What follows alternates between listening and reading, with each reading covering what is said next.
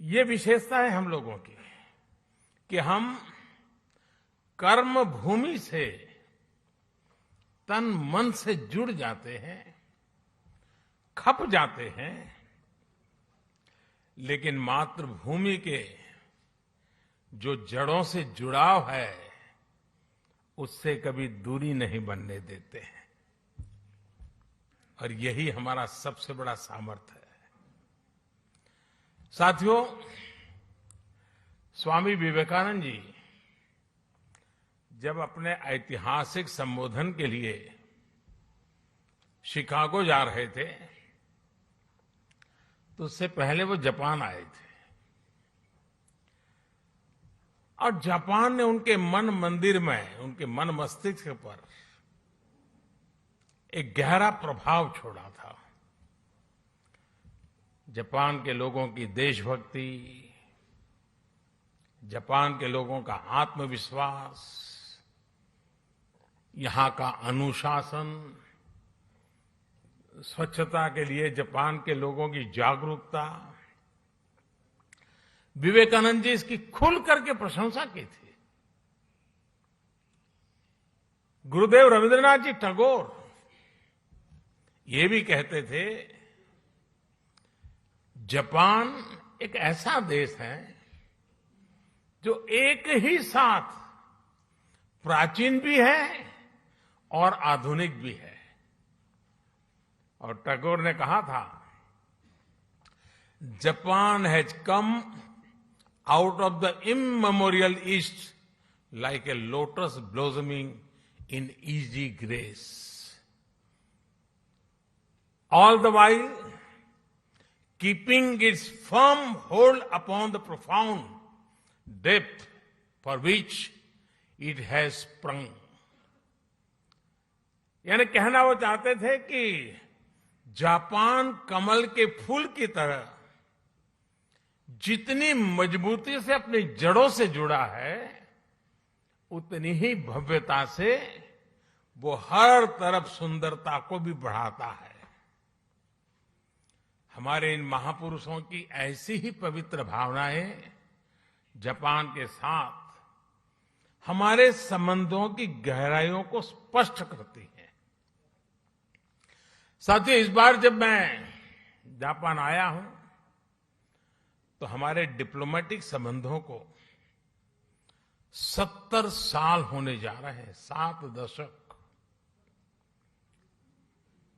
साथियों, आप भी यहां रहते हुए अनुभव करते होंगे, हिंदुस्तान में भी हर कोई अनुभव करता है कि भारत और जापान नेचुरल पार्टनर है। भारत के विकास में, भारत की विकास यात्रा में जापान की महत्वपूर्ण भूमिका रही है। जापान से हमारा रिश्ता आत्मीयता का है, अध्यात्म का है। जापान से हमारा रिश्ता सहयोग का है, अपनेपन का है। और इसलिए एक प्रकार से इस रिश्ता हमारा सामर्थ्य का है, ये रिश्ता सम्मान का है, और ये रिश्ता विश्व के लिए साझे संकल्प का भी है। जापान से हमारा रिश्ता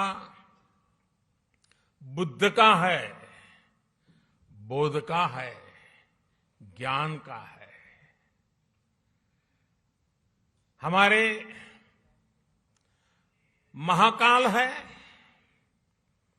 तो जापान में दाइकोकुतेन है। हमारे ब्रह्मा है तो जापान में बोनतेन है। हमारी मां सरस्वती है तो जापान में बेंजाइतेन है। हमारी महादेवी लक्ष्मी है तो जापान में किचिजोतेन है। तो हमारे गणेश हैं तो जापान में कानगीतेन है। जापान में अगर जैन की परंपरा है तो हम ध्यान को, मेडिटेशन को आत्मा से साक्षात्कार का माध्यम मानते हैं। 21वीं सदी में भी भारत और जापान के इन सांस्कृतिक संबंधों को हम पूरी प्रतिबद्धता के साथ आगे बढ़ा रहे हैं। और मैं तो काशी का सांसद हूं और बड़े गर्व से कहना चाहूंगा कि जापान के पूर्व प्रधानमंत्री श्री आबे जब काशी आए थे तब उन्होंने एक बहुत बढ़िया सौगात काशी को दी। काशी में जापान के सहयोग से बना रुद्राक्ष और जो मेरी कभी कर्मभूमि रही वो अहमदाबाद में जैन गार्डन और काइजन एकेडमी, ये ऐसी बातें हैं जो हमें कितनी निकट लाती है। यहां आप सभी जापान में रहते हुए इस ऐतिहासिक बंधन को और मजबूत बना रहे हैं और सशक्त कर रहे हैं।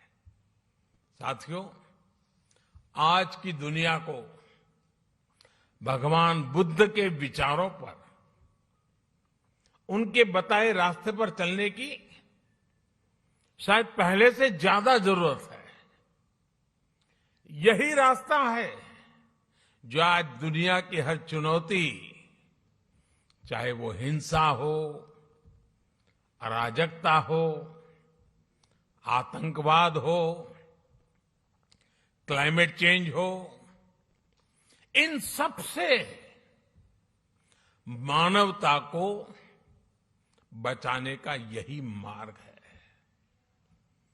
भारत सौभाग्यशाली है कि उसे भगवान बुद्ध का प्रत्यक्ष आशीर्वाद मिला।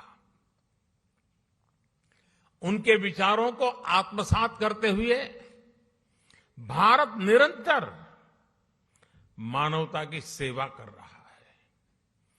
चुनौतियां चाहे किसी भी प्रकार की हो, कितनी बड़ी क्यों न हो, भारत उनका समाधान ढूंढता ही है। कोरोना से दुनिया के सामने जो 100 साल का सबसे बड़ा संकट पैदा हुआ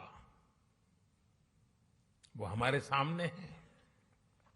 और ये जब शुरू हुआ था तब किसी को नहीं पता था कि आगे क्या होगा।